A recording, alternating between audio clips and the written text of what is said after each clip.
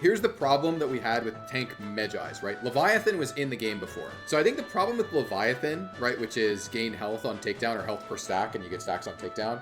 The problem with Leviathan is the downside of these stacking items is supposed to be that you're supposed to be punishable. So when someone buys a MEJAIs, it might very incidentally make them slightly harder to kill, but for the most part, they're still just as easy to kill as they were before they bought the MEJAIs. The problem with MEJAIs-like items for tanks is that if the outputs they're giving are tank outputs, then every time as you stack, it gets harder and harder for enemies to access the counterplay because you become harder and harder to kill. So essentially the item kind of reduces its own counterplay, which is not a great state of affairs. Like there are certain things we generally don't like doing. One is the item reduces its own counterplay as it gets more powerful.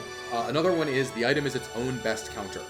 We just generally don't think that these paradigms are good for the game, right? And that's why that is why Leviathan just kind of died so quickly. Like Leviathan was not in the game for that long.